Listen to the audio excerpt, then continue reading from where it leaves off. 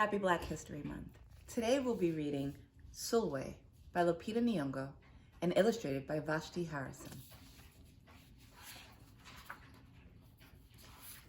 Sulwe was born the color of midnight.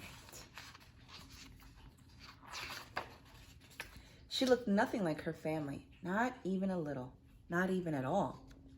Mama was the color of dawn, Baba the color of dusk, and Mitch, her sister, was the color of high noon. Hardly anyone at school looked like Sulwe either.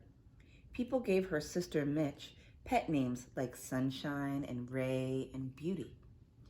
People gave Sulwe names like Blackie and Darky and Night. Sulwe felt hurt every time, so she hid away while her sister made lots of friends. Sulwe dreamed of being the same color as her sister. She wanted real friends too.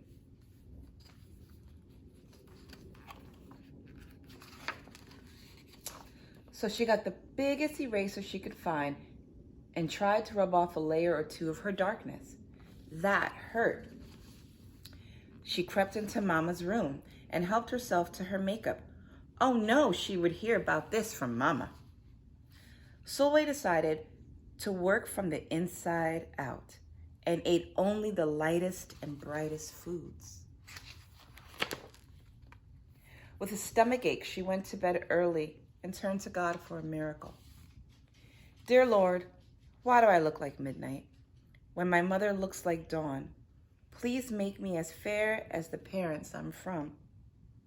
I want to be beautiful and not just to pretend.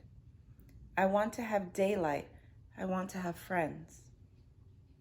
If you hear me, my Lord, and it would like to comply, may I wake up as bright as the sun in the sky. Amen. When Mama came in to wake her for school the next morning, Sulwe rose to find not even a trace of daylight in her midnight skin. Sulwe told Mama everything. Mama asked, "What is your name?" "Sulwe," she muttered. "And what does it mean?" "Star," Sulwe whispered.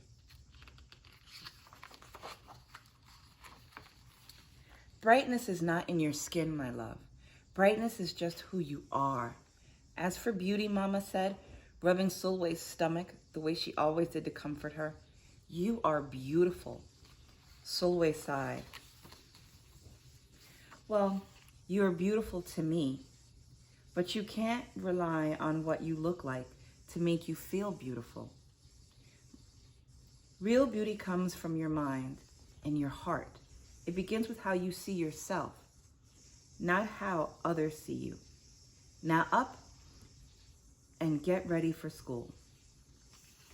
Or up and out you go. How could she, as dark as she was, have brightness in her?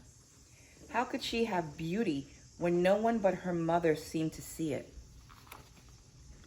How could she be a star? That night, a shooting star appeared at Sulwe's window.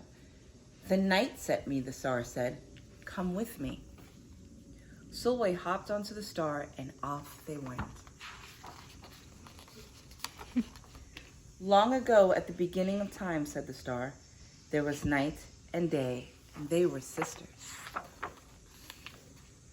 They loved each other very much. But people didn't treat the sisters the same.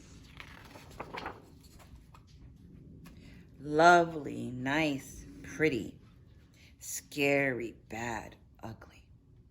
People gave day pet names like lovely, nice, and pretty. People gave night names like scary and bad and ugly. She felt hurt every time. Day stayed behind and enjoyed making everybody happy in the sun. But then day grew too long. Day began to really miss her sister. So did everybody else. There had to be a way to get her back. Day set off to find Night, and she did. "I miss you," said Day. "I miss you too," said Night. but you don't know what it's like to be treated badly for being dark. You're right, I don't, Day replied. But what I do know is that we need you just the way you are. Come and see. Night returned and the people rejoiced. We need the darkest night to get the deepest rest. We need you so that we can grow and dream and keep our secrets to ourselves. The stars chimed in. Brightness isn't just for daylight. Light comes in all colors, and some light can only be seen in the dark. While day had a golden glow with night, everything had a silver sheen, elegant and fine. Day told her sister, when you are the darkest is when you are most beautiful. It's when you're you the most. Could it be that night did not need to change, not even a little, not even at all? Now that night and day were back together, a little bit of night returned to day in the form of shadows, and a little bit of day returned to night in the form of moonlight. They were inseparable from that moment on and promised to celebrate the brightness in each other, whether people chose to see it or not. You see, the star explained, we need them both on their sunniest day and their darkest night and every shade in between. Together they make the world we know, light and dark, strong and beautiful. Sulwe rose the next morning, beaming.